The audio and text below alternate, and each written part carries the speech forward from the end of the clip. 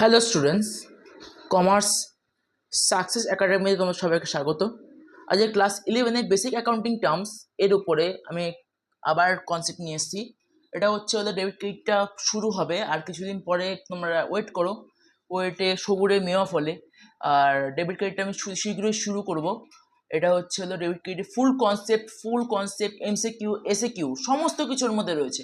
Important SAQ, important MCQ, যেগুলো পরীক্ষায় খুবই সুন্দর করে আসবে আর ওইগুলোই পরীক্ষায় আসবে। একদম পাওয়ারফুল কোশ্চেন। ঠিক আছে, তো তোমরা একটুখানি সবুর করো, ওটা খুব শীঘ্রই আসবে। তো আজকে তোমাদের সাথে শেয়ার করছি বেসিক অ্যাকাউন্টিং টার্মের ক্লাস 11 অ্যাকাউন্টেন্সির ডেটর্স আর ক্রেডিটর্স। ওর মধ্যে ডেটর্স ক্রেডিটর্সরা আছে।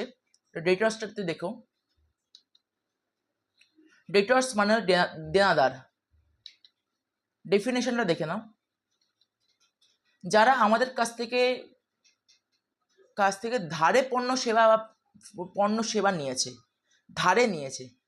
ঠিক আছে, ডেটর্স মানে হচ্ছে হলো কোনো কিছু ধারে নেওয়া। ওকে, ডেটর্স মানে হলো পণ্য, একটু দাঁড়াও,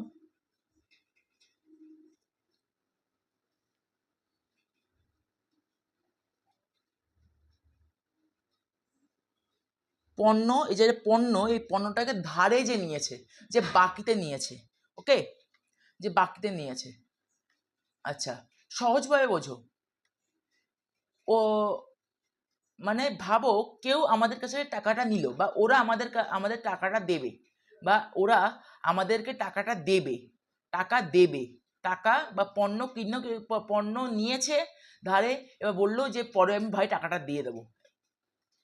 এক্সাম্পল দাও, এক্সাম্পল দিচ্ছি একটা, দেখো। এখানে তুই হবে না, এটা তুমি, এখানে তুমি হবে। ঠিক আছে, তুমি যদি 10,000 টাকা দিয়ে মাল ধারে বিক্রি করলে, এবং ও যে কিনলো সে হচ্ছে ডেটর। ঠিক আছে, তুমি 10,000 টাকা দিয়ে পণ্যটা বিক্রি করলে, ঠিক আছে। এবার যে কিনলো সে হচ্ছে ডেটর্স। যে আমি যার কাছে টাকা পাবো সেও ডেটর। ঠিক আছে, ফর্মুলা আইডিয়া এটা একটা মনে রাখো যে ক্রেডিট সেল ইকুয়ালস টু ডেটার বাড়ে। যদি ক্রেডিট সেল মানে হলো ধারে পণ্য বিক্রয় করা, ধারে পণ্য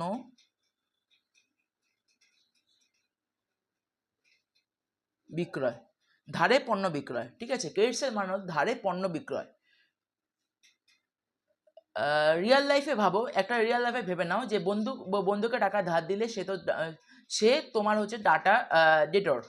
তুমি যদি কোনো বন্ধুকে টাকা ধার দাও, তাহলে সে তোমার কাছে হবে ডেটর। চলো এবার ক্রেডিটর শুনি। ক্রেডিটর্স একটু বড় আছে, ক্রেডিটর্সটা একটু, তারা তো আমি বুঝিয়ে দেবো তোমাকে, চিন্তা করো না। ডেফিনেশন: যাদের টাকা আছে, যাদের কাছ থেকে টাকা ধারে পণ্য বা সেবা নিয়েছে। ঠিক আছে, যে ব্যক্তি ভাবো আমার কাছ থেকে ধারে পণ্য নিয়েছে, ঠিক আছে, তাহলে সে হচ্ছে হলো আমার কাছে, সে তো আমাকে ডেটর্স, এবং আমি হলাম তার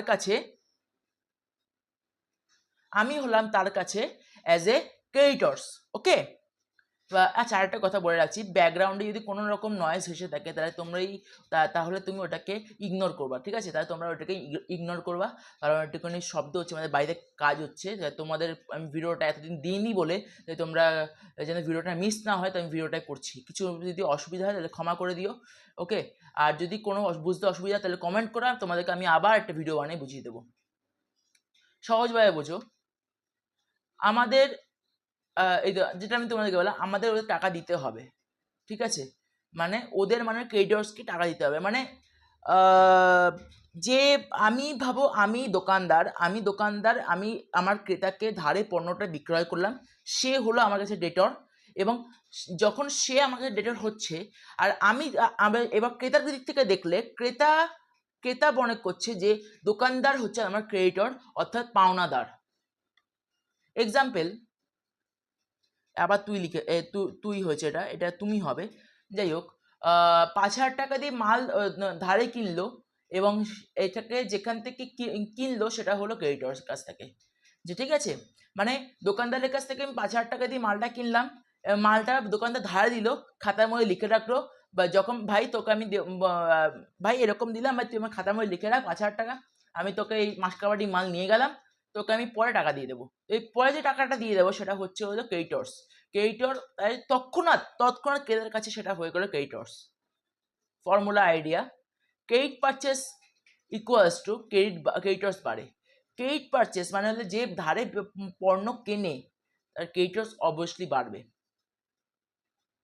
ওটা ধারে বিক্রয়, ওটা ধারে পণ্য কেনা।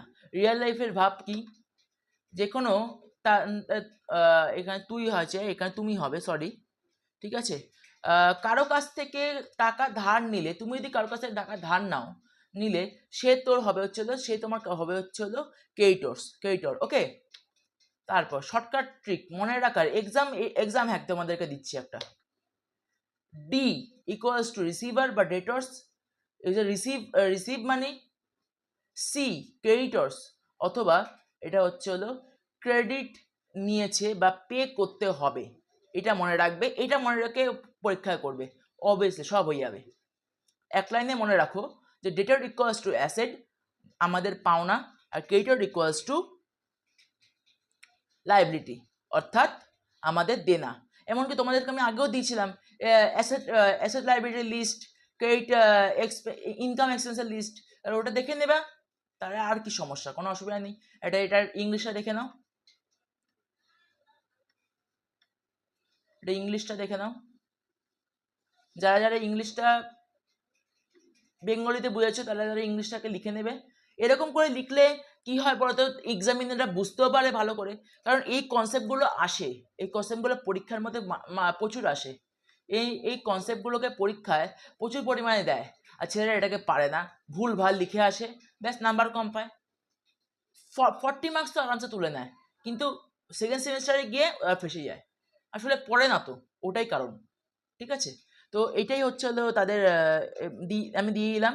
এরকম কনসেপ্ট কেউ করাবে না, সবাই একদিনে চ্যাপ্টার শেষ করবে, একটা চ্যাপ্টার একদিনে শেষ করবে।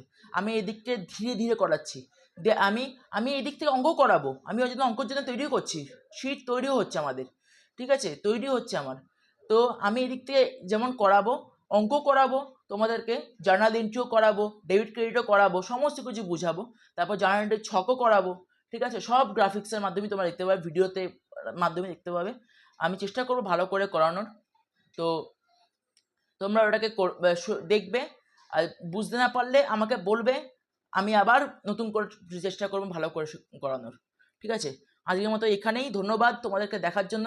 আর ভিডিওটাকে সাবস্ক্রাইব করে দিও, লাইক করে দিও এবং শেয়ার করে দিও বন্ধুদের কাছে, কারণ এরকম ভিডিওর মধ্যে এরপর আসবে ভাউচার, খুবই ইম্পর্টেন্ট চ্যানেল, এরপর আসবে discount trade on discount sell, discount purchase, সমস্ত কিছু। তো আজকের মতো এখানেই, ধন্যবাদ চ্যানেলটাকে দেখার জন্য, ভিডিওটাকে দেখার জন্য।